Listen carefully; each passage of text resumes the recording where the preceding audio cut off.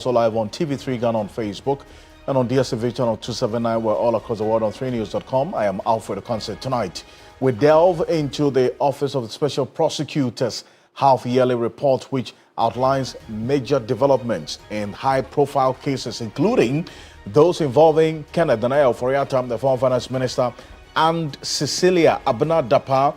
Now, we have details for you because there's been some reactions to this latest from the Special Prosecutor's Office. Stay with us here on Ghana Tonight. Also, ahead of the September 2 Akwatia by-election, the Inspector General of Police has met with the Electoral Commission and the political parties to ensure a peaceful, incident-free by-election on September 2. We'll hear from some of the parties about their key takeaways from that meeting earlier today, and the latest from the Electoral Commission also on the Tamale Central by-election. The date has been announced today. Stay with us. The Association of Health Professionals have condemned the alleged assault on health workers at the Accra Regional Hospital, calling for immediate and decisive action to protect healthcare staff. Now, we hear from some of the association talking about the Ghana Medical Association and also the Ghana Registered Nurses and Midwives Association, who will get a conversation on that particular one. We have this and more, including the opening of nominations for the Tamale Central by-election after the tragic incident that led to the death of the Member of Parliament for that constituency, Dr. Ibrahim Murtala Mohammed. As always, you're an integral part of the conversation. Let's hear from you. The hashtag we're using is Ghana Tonight on Facebook and on X. Let's get talking.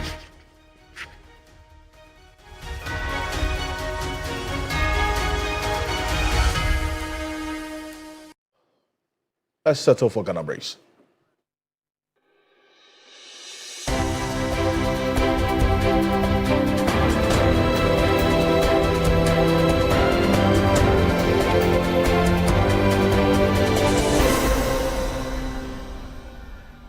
The Electoral Commission (EC) has set Tuesday, September 30, 2025 for the Tamale Central constituency by-election following the death of the sitting MP, Honorable Murtala Mohammed Ibrahim.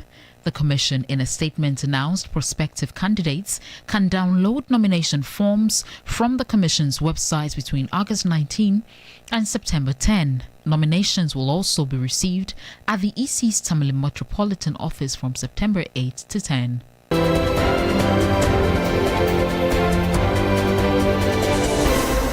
The opposition New Patriotic Party is demanding the police to swiftly arrest and prosecute perpetrators of violence that marred the Ablekuma North election rerun. National organizer Henry Nanaboache, speaking after a meeting with the Election Security Task Force, said only prompt action by the police will restore the party's confidence in the security agencies. Assurances are built on confidence. If they want us to rely on these assurances, then they must work on what happened in Ablekuma North. For the New Patriotic Party, we are going to protect ourselves. The IGP says that he is going to make sure that this is going to be one of the most peaceful by-elections we've had in this country. But our concerns are still the fact that we have had some people who caused some mayhem in Ablekuma North. They are still walking free. They must make some arrest.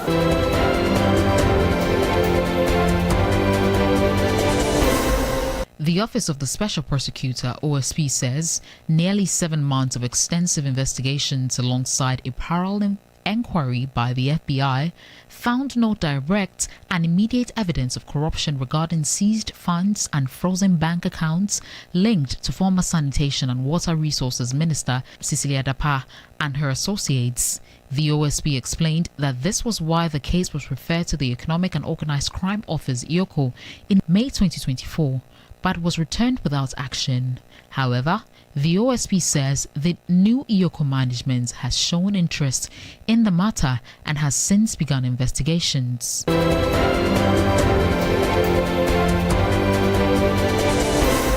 The Minister for Health, Kwabena Mintah Akando, has assured the general public of government's commitment to ensure health facilities are safe for all.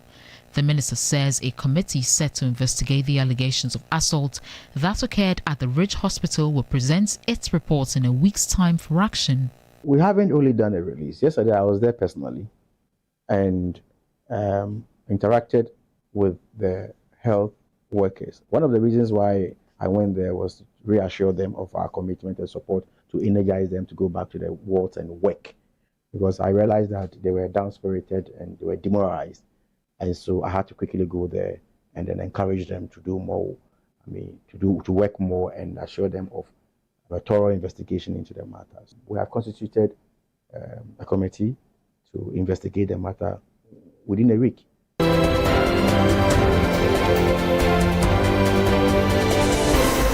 Meanwhile, the Ghana Registered Nurses and Midwives Association is demanding swift action from government following an alleged attack on a nurse at the Ridge Hospital in Accra.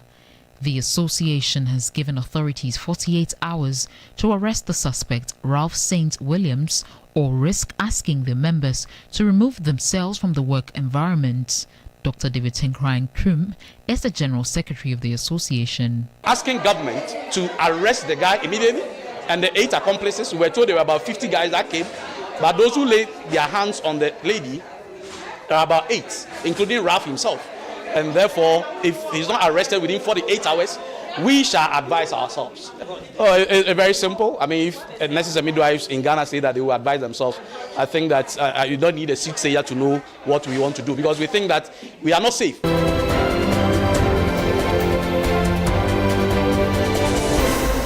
Several infractions and weak monitoring controls characterized the first day of the consideration of the 2024 Auditor General reports for ministries, departments and agencies. Failure to account for expenditure and underpayment of charges ran through the performance of agencies that were interrogated. Chairperson of the committee, Abena Osei Asari, expressed worry.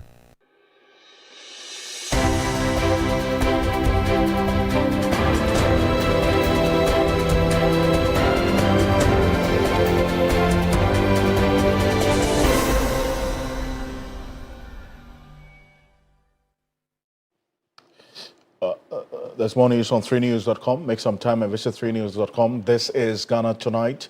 We're live on 3FM 92.7, also on TV3 Ghana on Facebook and on DSTV channel 279. We're also on YouTube, on TV3 Ghana on YouTube, also on X as well. There's so many ways you can connect with us here on Ghana Tonight. It's also, as always, brought to you by Flamingo Paint, Simply Superior, and Sasso Insecticide Spray and Quell, Kumtumtum Precom.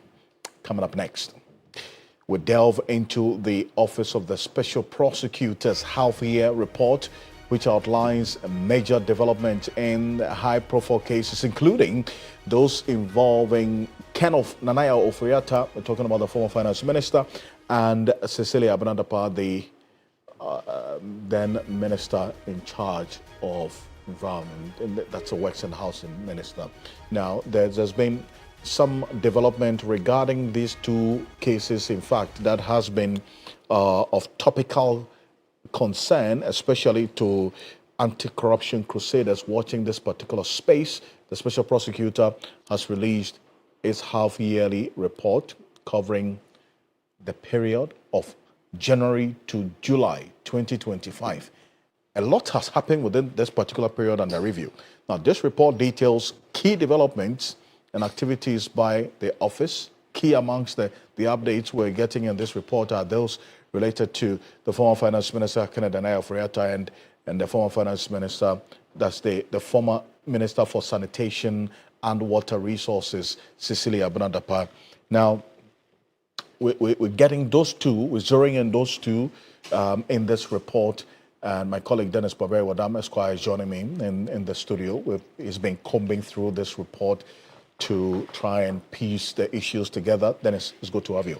Always a pleasure being here, Alfred. Fantastic. What's the special prosecutor saying? Let's go back into let's start off with Cecilia Dapaah. Yes, right. yes. So, special prosecutor is essentially saying that the case against the former sanitation and water resources minister, Madam Cecilia Dapaah, is not over yet, even though the OSP sometime in the past had discontinued the case against her in respect of corruption and corruption-related matters. there is a new development in which the new administration of EOCO has taken interest in the matter, and they have requested for the docket.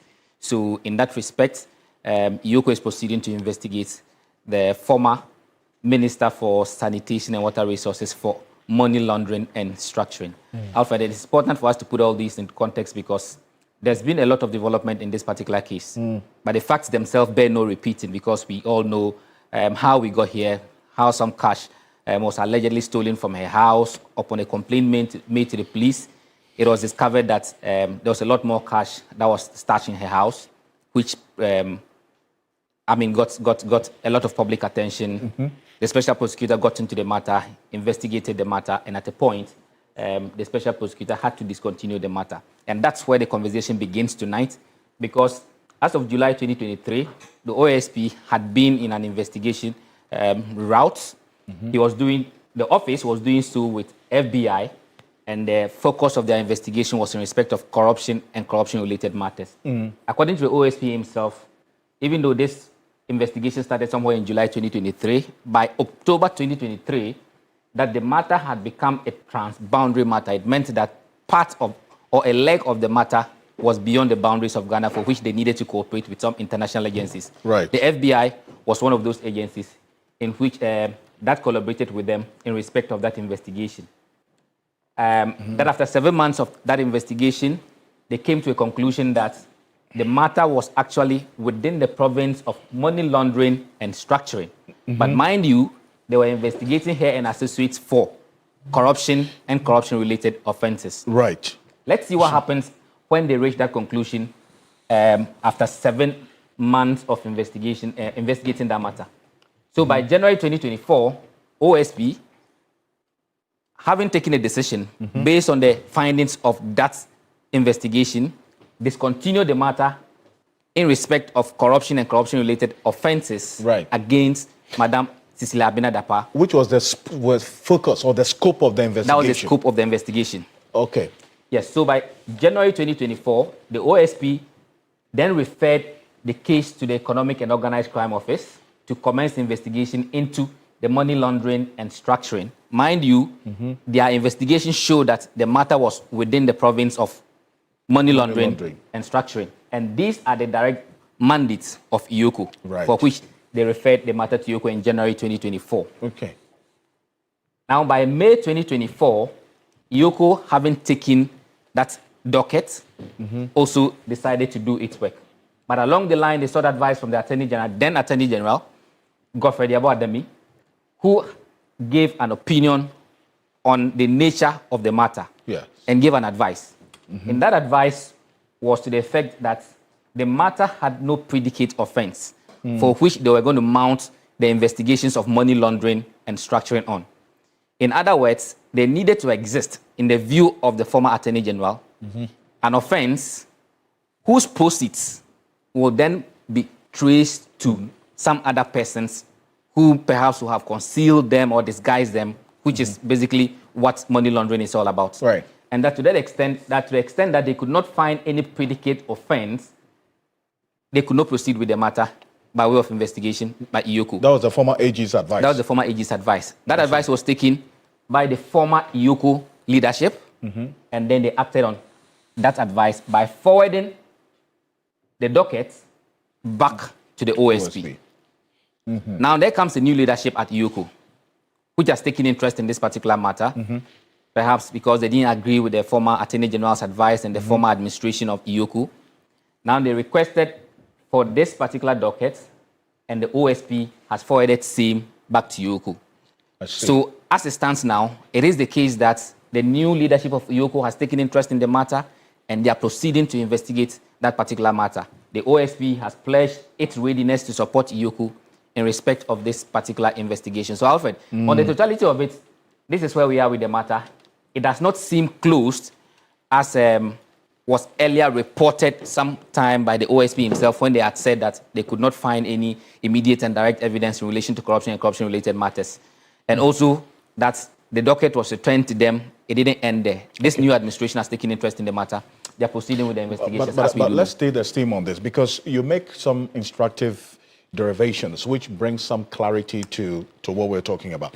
The the focus of the OSP's investigation Yes. in the matter of Cecilia Dapaah was for corruption and corruption-related offenses. That is right. Reason why they even brought in the FBI. So it would also then mean that the FBI's focus in collaborating with the OSP was for the corruption and corruption-related offenses. Precisely so. When they then realized that there could be some, suspicion of money laundering, did that also form the FBI's involvement in this? As far as we do know, That is not information that is publicly available. Okay. But what we do know was to the effect that when the OSP set out to investigate the corruption and corruption-related aspect of the matter, which at the point was transboundary, for which they needed to cooperate with the FBI, the focus was on corruption and corruption-related offenses. Which they didn't find. However, according to the OSP, on the totality of the evidence that was gathered at the point of investigation, it pointed that the matters in question were those that relate to money laundering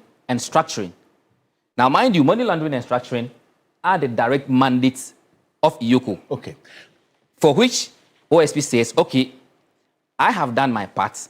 This leg of the investigation is best carried out by another state institution directly mandated to do so. And that was the basis on which they had to forward the docket to IOCO in January 2024. No, but I'm going to come to you on it because we need to understand what the money laundering really is and what structuring is as per what the law says, okay? And whether that constitutes corruption as well. Because then if you're investigating corruption and corruption-related offenses and unless you, by the definition of the law, money laundering is not corruption, structuring is not corruption, then you can conclude that the OSP took a different position on this. But Adam Senano is the co-chair of the Citizens Movement Against Corruption, joining us on Zoom. Dennis, stay with me. Senano, good evening. Thank you for joining us. I mean, and I bring you in at a point where we see the IOCO taking different positions under different leaderships. The previous IOCO leadership did agree with the Attorney General's advice then that really there was no reason to look into Cecilia Dapaah's case with the angle of money laundering. A new IOCO leadership comes in, led by Raymond Acha. They say, you know what? We're interested in this case. In fact, we believe that it is worth looking into that angle of money laundering as against the previous leadership's position. I mean, how does these two positions by two different leaderships strike you for the same institution, by the way? Well, thank you very much, Alfred. Truth be told, when IOCO took the original position, many of us who had read through the IOCO law were quite befuddled as to how they could arrive at that conclusion. It was very curious why they would even seek the AG's interpretation of something that on the surface was very clear, that when you have assets and resources that could not be legitimately, determined as to where you got it from, they should be considered as the proceeds of crime, and therefore the state could step in. It's a very clear aspect of their mandate. So I'm not too surprised that the current leadership has decided to take a keen interest. Many of us told IOCO and its leadership that they were shirking their responsibility as far as the law was concerned. So I'm not too surprised. Yes, it may be an issue of interpretation, but I think that the law is quite clear. I see, but now how do you expect this to play out with the renewed focus and interest that IOCO, the new leadership of IOCO, are taking in this particular case of Cecilia Dapaah and the pursuance of that investigation of possible money laundering? I think that, first of all, the OSP has done the base work, and so the docket, as they pointed out, they have given a copy of the original one that was given to IOCO for the current leadership to look at. I am sure that what they will do is just to highlight the law. I think the law speaks for itself. So it is not a case of somebody attempting to witch hunt. This is what their law says. This is what their mandate says. And to the extent that the individual could not provide evidence of the legitimate sources of these excess monies and assets, the state was bound to take an interest and then draw a certain conclusion. If by virtue of the work done by the OSP, be able to demonstrate that these monies were flown into the country or came in from source A or B, and the monies originated from certain activities where you can draw the conclusion that this is money laundering, that's what the investigation will end up with. I think that clearly this case is not yet completed or concluded, and the work that is likely to be done is what will bring us to a point where we can say this is the situation, and if some persons have to be sanctioned, that will happen. Zan, I appreciate your time on this. Thank you. And if you could kindly stay with me, Dennis, what is the position of the law in terms of definition of what constitutes money laundering and structuring, essentially, and whether that's also or can be considered as an act of corruption? Well, so our laws are clear. They try to distinguish what is corruption and corruption-related offenses and what constitutes money laundering. So you would see that when you look at the OSP Act, they are talking about the OSP having a mandate to look at corruption and corruption-related offenses as has been spelled out in our criminal code. In the criminal code, you see corruption of a public officer or corruption by a public officer. All those come under the mandate of the OSP. And in fact, when you look at our Public Procurement Authority Law 2, there is an element of corrupt practices where you put yourself in conflict of interest and matters like that, where you stand to benefit from those things. Right. Those are purely matters of corruption and corruption-related offenses. However, when you look at our Anti-Money Laundering Act, it clearly defines anti-money laundering to mean that you are in the possession of some property which is proceeds of crime. And that you knowing that it's a proceeds of crime, you have decided to disguise it for purposes of changing its nature.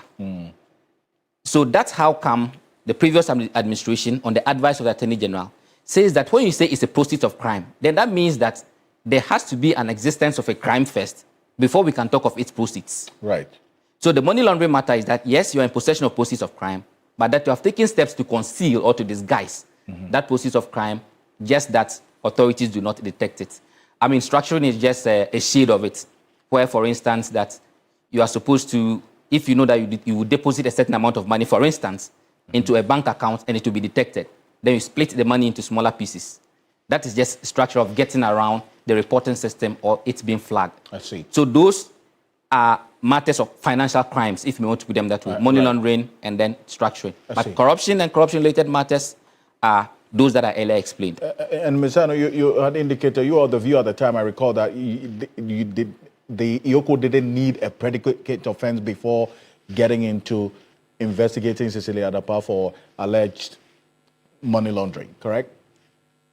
Yes, we were of the view that they didn't need that because the thing was that are there assets and resources and monies that cannot be legitimately, whose source could not be legitimately determined? Is there an individual who cannot explain the divergence or disconnect between how much they have available in assets and resources compared to their remuneration?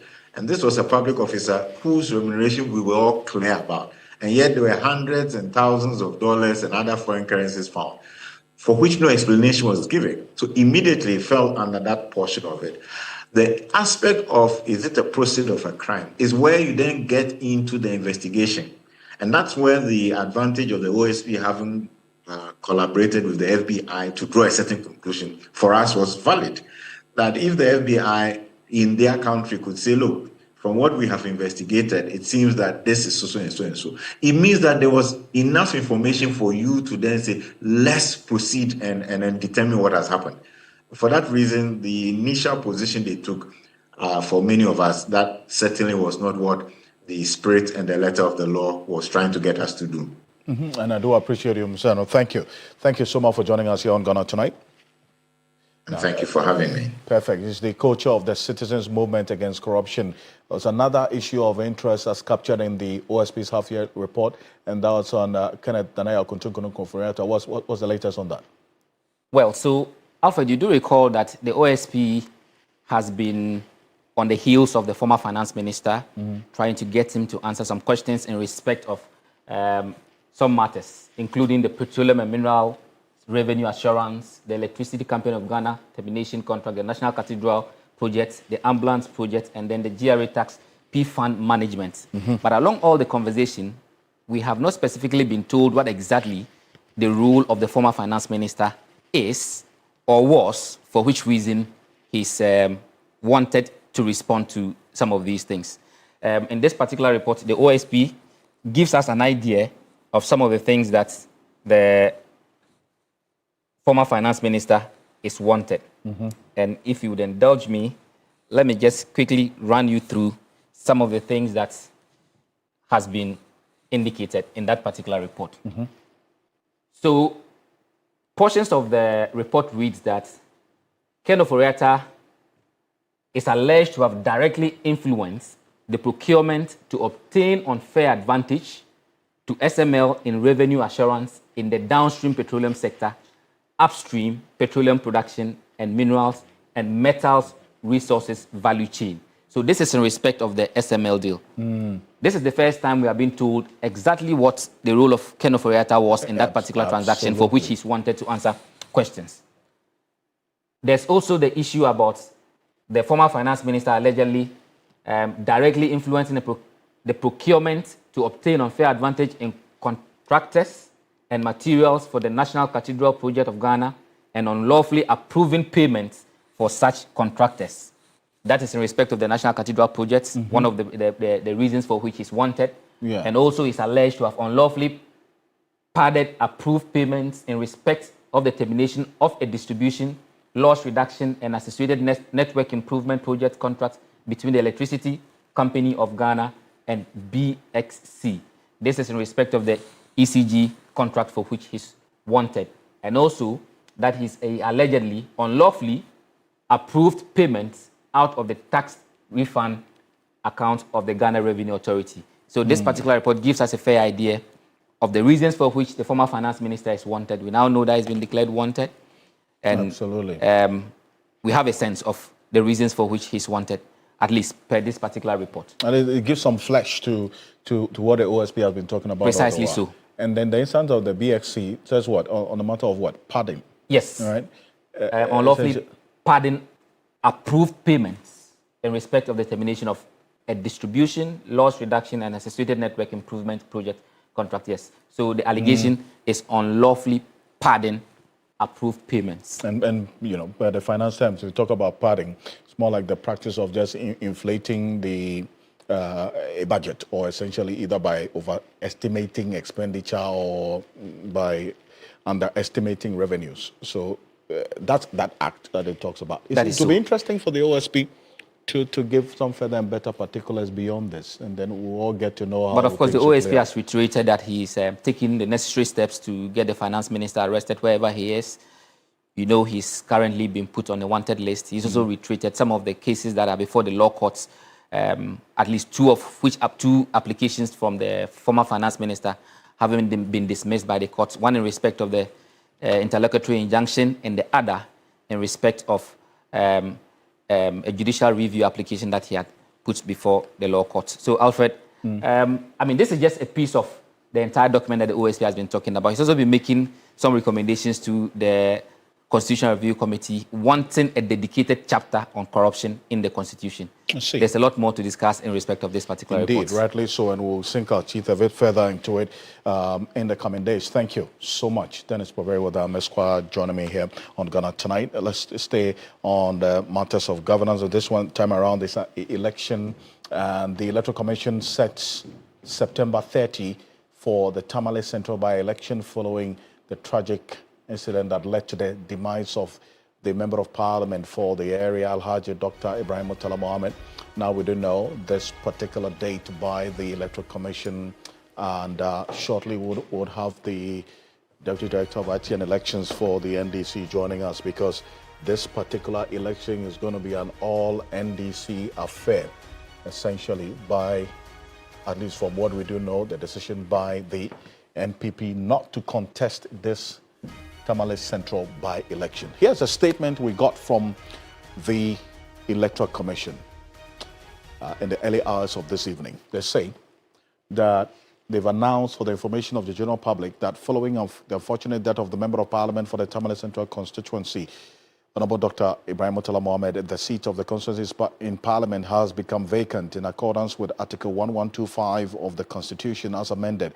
The Electoral Commission will hold a by-election in the constituency on Tuesday, 30th September 2025.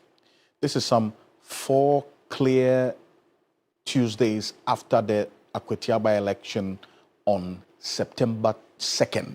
So 28 days later, there's going to be another by-election, this time in the Tamale Central constituency. Accordingly, the Electoral Commission will receive nominations from prospective candidates for the election of a Member of Parliament for the said constituency.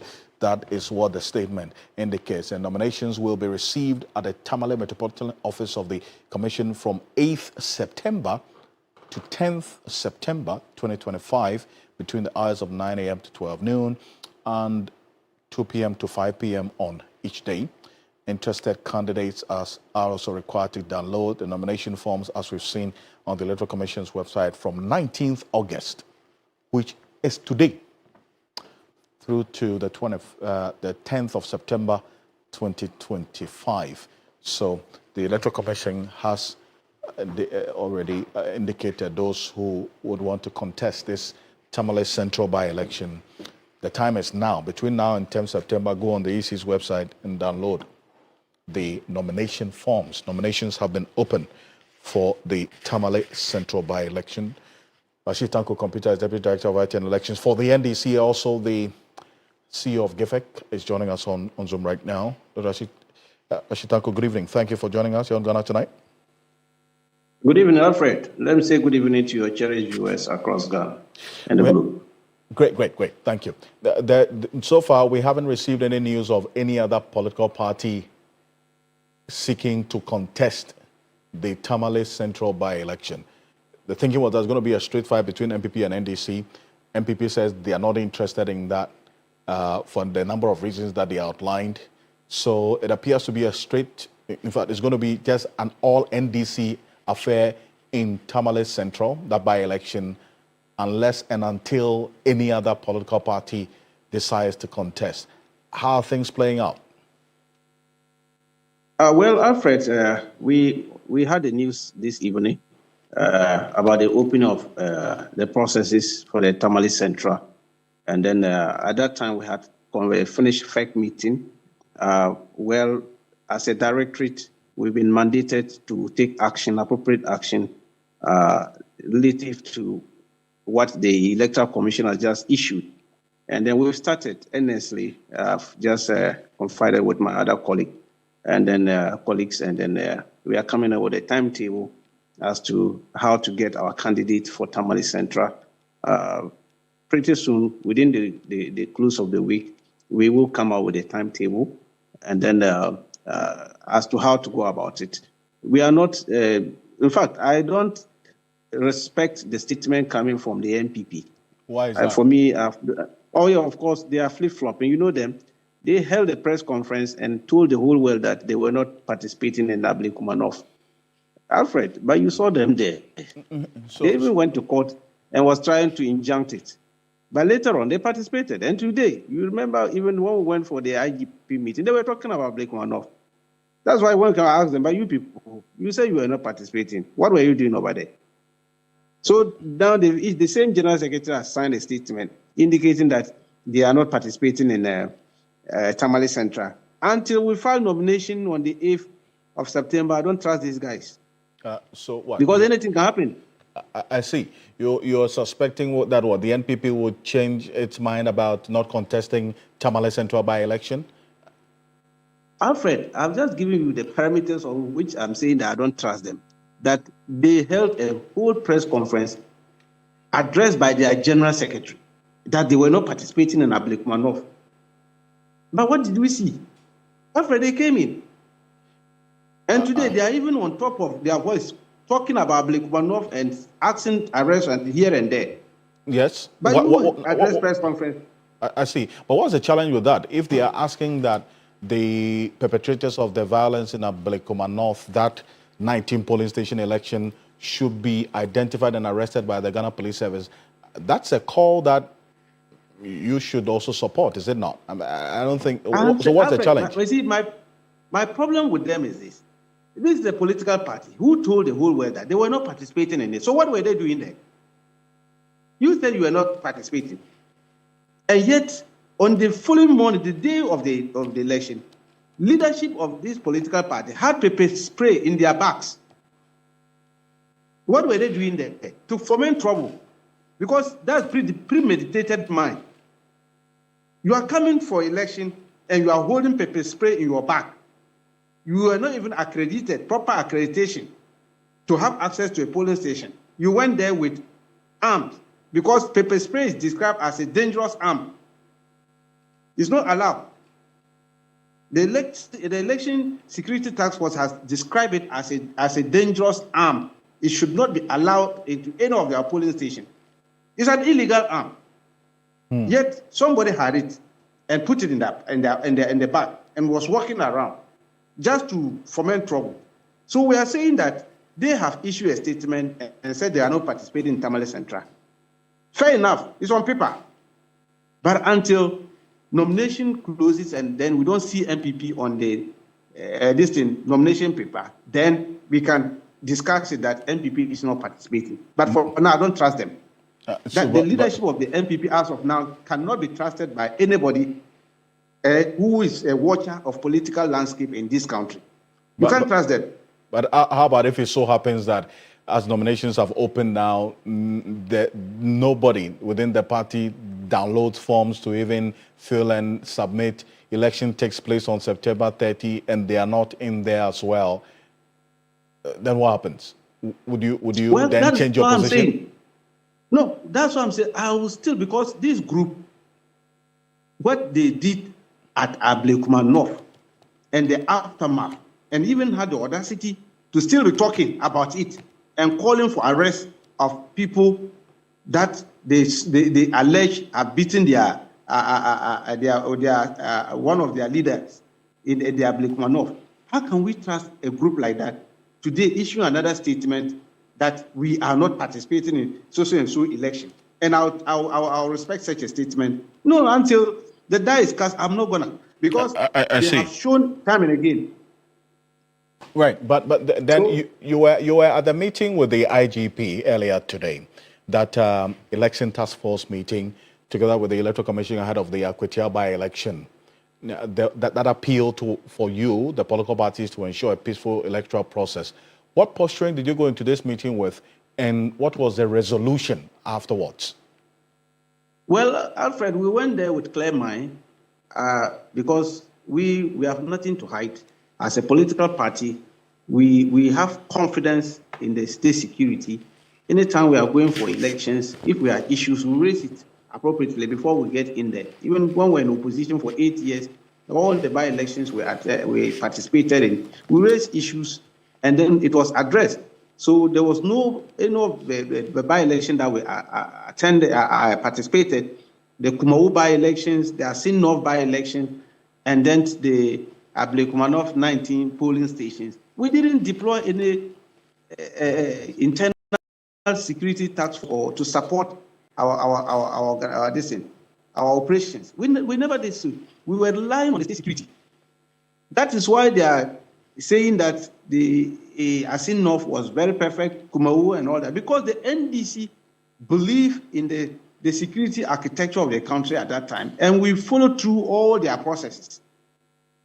That's why we went through it. So we went into the meeting with clear mind and clear conscience that we believe the IGP and his team will do a fantastic job. Don't forget, even the Ablekuma North thing they are talking, it was just one polling station out of 19. And it's because of indiscretion on the part of Howard Kumsin that led to all these kind of stories we are talking about. Right. If she hasn't misbehaved at that place, we wouldn't have this problem. So we went in clear mind. They enlisting to them. They are deployed about 5,000 policemen in the constituency, and they are bringing all their regional commanders and POMAC members to make sure that there's enough security, policing of the polling stations, and without accreditation, you can't have access to that. to each of the polling stations. And then those who want to foment trouble, that they will deal with them roughly. And they made us to understand, they will deal with them. And clearly you could see it from their faces that they meant business. That this time around, because of what some people did at Ablekuma North, came there, no accreditation, came with pepper spray, with that kind of motives already. They were looking for reprisals. Because when you are coming with a motive, already you knew what you are coming to do. Right. And therefore, you had already prepared yourself for reprisal. Okay. And so these things that they are doing, they must stop it. And we told them. Right. We'll see the build-up to the Akwatia by-election strongly and heating up by the day. And so we'll definitely connect again. Thank you so much for talking to us. I'm grateful. Grateful. Rashid Tanko Computer is Deputy Director of IT and Elections for the NDC. And the IGP, Christian Tete Yohuno, spoke at this meeting with the MPP, NDC, and the Electoral Commission earlier today. Take a look. Upcoming Akwatia by-elections. What we want to say is that we thank you for attending this meeting. And we can also say that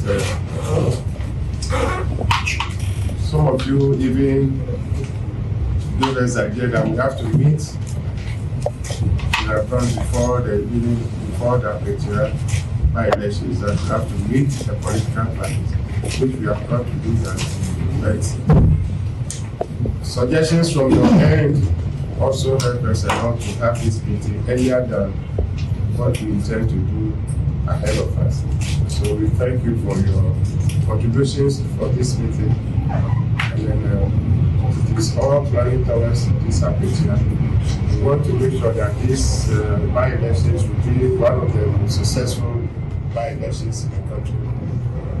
So this meeting call you the political parties who will be taking part in the by-elections. And also we have brought the EC, because they are the people who conduct the elections. And so there are things that you may like to ask. There are things that you have some suggestions you want to make. There are things that you feel that that's the IGP there. Henry Nanaboachi, who is the national organizer of the opposition NPP, also spoke to the media after this meeting. Take a look. Assurances are built on confidence. If they want us to rely on these assurances, then they must work on what happened in Ablekuma North. For the new patriotic party, we are going to protect ourselves. The IGP says that he is going to make sure that this is going to be one of the most peaceful by-elections we've had in this country. But our concerns are still the fact that we have had some people who caused some mayhem in Ablekuma North. They are still walking free. They must make some arrests and they must put these guys before the law court. As we speak, we lack that requisite confidence in the Ghana police.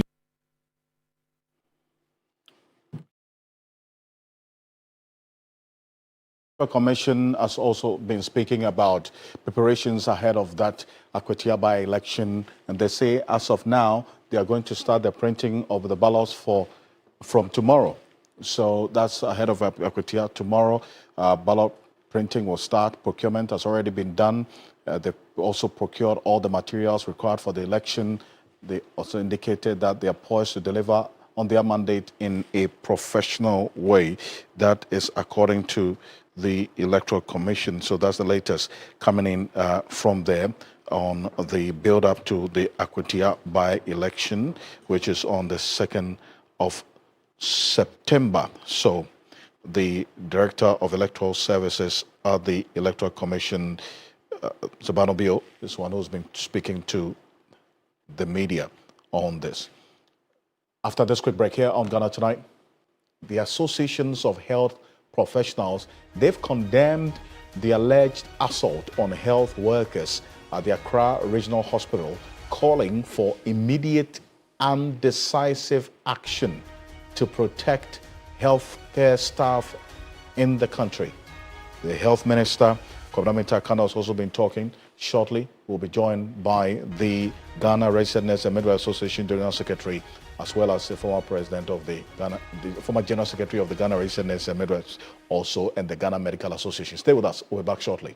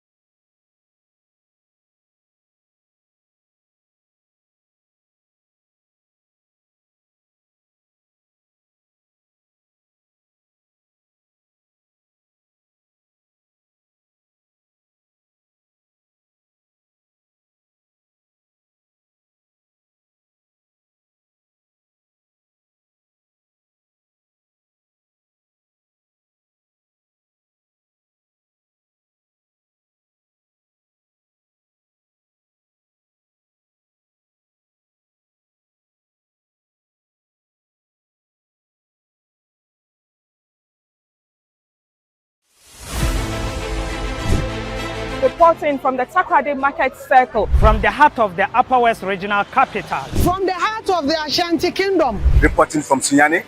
From the Central Business District of Navrongo. The parliamentarians are on recess. This is where it all unfolds. The moments that potentially alters the course of our nation and the world.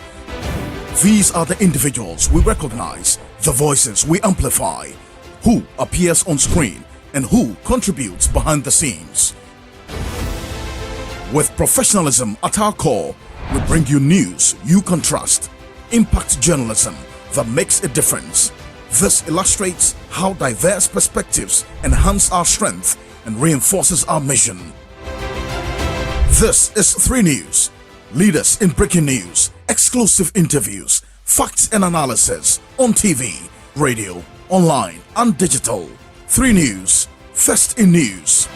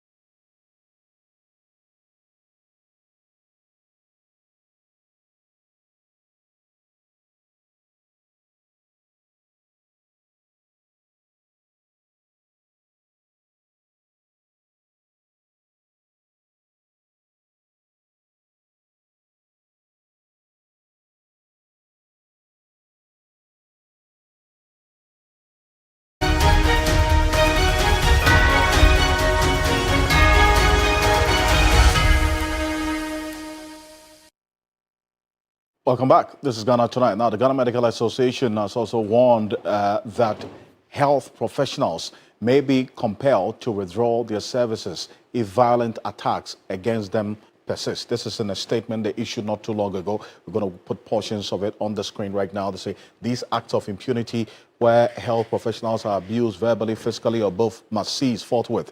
There exist clearly laid down processes and procedures to resolve concerns or grievances rather than resorting to violence. Such displays only serve to encourage and embolden some unruly individuals to follow similar ways. The Ghana Medical Association warns that if these senseless attacks continue, health workers would have to exercise their right to remove themselves from situations that present imminent and serious danger to our lives, safety, or health. That is the Medical Association, that's the crux of the statement they issued. Now, they are not alone in this because the Ghana Registered Nurses and Midwives Association has also issued a statement. In fact, just on the same path of what the Ghana Medical Association is saying, Dr. David Tinkranchum is the General Secretary of the Ghana Registered Nurses and Midwives Association. He's joining us on Zoom. Doc, good evening. Thank you for joining us. Good evening, my brother. Well, so you've given a 48-hour ultimatum to the Ghana Police Service to arrest a particular gentleman in the video that's gone viral. Why is that? All right. I mean, thank you for the opportunity, and good evening to your viewers. Yes, I mean, as we recounted in our press release, we think that the gentleman went overboard. I mean, and we don't need to encourage that kind of thing because it can be replicated in other hospitals, and it's something that is an affront to the principles of healthcare delivery. I mean, nowhere in this world can you just bounce into a hospital, video everybody, including patients that are seeking healthcare. Their privacy were compromised completely, and I think that that's an unethical conduct. And it ought to be condemned, and the guy must be apprehended by virtue of the fact that he led an attack of about 50 people, 8 of which decided to, manhandle a nurse who actually, dressed the wounds that he brought. I see. Now, to the extent that this was captured on the video that's gone viral, is it one that the association is minded to have even gotten a copy of this, submitted it to the police service? Because that's portions of the video we're showing right now. Have you formally reported this to the police service? Yes, I mean, the hospital actually, when we met the hospital management this morning, in fact, I led a delegation to meet the hospital management and the nurses at the hospital. And the management made it clear to us, because we demanded that from them. They told us, I mean, copiously, that they've made a formal report of the incident to the police, because we actually wanted to do the same, but they said that they have already done that. And indeed, we saw the police statement that was given by the lady in question. So that has been done. I see. So after 48 hours, if this gentleman or any other persons captured in the video are not arrested, then what next for the Ghana Registered Nurses and Midwives Association? Oh, very simple. I mean, Alfred, we don't need to even belabor this point. And in fact, our mission this morning was to close down the emergency department of the Rich Hospital, because the people told us, our nurses told us, that they don't feel safe to work there. And it's very clear. I mean, we are closed by the labor law. If you read section 119, subsection 1 of the Labor Act, or the Labor Law 2003 Act 651, it is stipulated in there that when you feel that there's imminent danger, okay, that's hampers on your health, or as far as the environment in which you work in is concerned, you can absorb yourself or you can remove yourself from danger. So we were actually going to do that, because when we went to the department, our people told us that they don't feel safe, because they saw the gentleman even lurking around as of yesterday. All right, and he actually promised, let me put it that way, that they will have to take one life. Okay, and we will not allow that to happen. We cannot countenance on that. But I mean, looking at the type of cases that we've met, we've met patients that actually had fracture base of skull. Okay, and that's a serious condition. Okay, I mean, if you are told that this patient has fractured base of skull and you just close your eyes and say that by virtue of whatever had transpired, we want to, take this course of action, I felt that we'll be doing too much, and that will be an overkill. And that's why we are giving ourselves 48 hours. And we think that the police must move in, the authorities must cooperate with the police so that they can arrest this gentleman who is parading himself and thinking that he's above all the laws of Ghana. But in the video we are showing, just for the uninitiated, we see police officers at the said ward where these young men stormed. Is it not? Absolutely, absolutely. And that is where our head is. Do you understand? Because we're trying to find out from the hospital authorities, I mean, the kind of security arrangement that they have in that hospital. And they made it clear that there's just a police post close to the mortuary of Rich Hospital. And anytime that they encounter such difficulty, and maybe those that comes around overwhelms the internal security, they're able to fall on these, if you like, standby forces, if I can put it that way. But unfortunately, they were not able to apprehend these thugs. And that is why we think that this is unacceptable. And we cannot allow these things to be pushed under the carpet. We need to take remedial actions that will guarantee the safety of nurses and midwives in Ghana. They are breaking their back, and we cannot just sit down and allow people to intimidate them, disrespect them in such unacceptable levels. Finally, the Minister of Health, Kwabena Mintah, has assured that by the next 1 week, in fact, there's a committee that has been established to look into this, given a 1 week period to submit a report on this, and he's going to take action. That's not assuring enough for you? He said that the guy must be accosted and prosecuted, and that's our demand. I don't see why the committee going to arrest the guy. I mean, I think that's a comprehensive action that the minister wants to take, and I don't fault him. I think it's a good thing that he wants to do, but he must do the needful. He should do the first thing first, all right? Make sure that the guy is apprehended, the guy is prosecuted, okay? Because he is not above the law. We know several people that have been arrested by virtue of whatever statements that they made, okay? Whether, I mean, once you do something that is criminally in orientation, you should be held responsible. I mean, why should some people be treated as though they are above the law of Ghana? I'm not above the law. If I conduct myself in a manner that is, that runs, in adherence with the laws of Ghana, I'll be held responsible. Okay, and I don't see why some people should think that they came from heaven, and for that matter, they can misconduct themselves and go scot-free. We are making this simple demands, and Ghana Registered Nurses and Midwives Association. We always know that, or we take calculated steps in coming out. That's why we took time to even issue our statement. We went to the hospital on Sunday. We went there yesterday before. Today, myself led a delegation to the place. We were very thorough about our demands, and we will not hesitate to even escalate it to other hospitals throughout the country. I see. We'll see how the next 48 hours will be, whether that demand will be met and what action eventually will be taken. But thank you. Thank you so much for joining us. Thank you, my brother, for having me. Dr. David Tenkwachum is General Secretary for the Ghana Registered Nurses and Midwives Association there. Thank you for staying with us here on Ghana Tonight. We're back again tomorrow for another conversation. On behalf of the rest of the team, we do appreciate your company. Join the New Day team tomorrow morning, and also the Samurai 3 FM 92.7 team as well. I am Alfred Ocansey. Have a good night. Ghana Tonight is brought to you by Flamingo Paint. Superior durability, superior hiding, superior coverage, simply superior. Sasso insecticide spray and coil.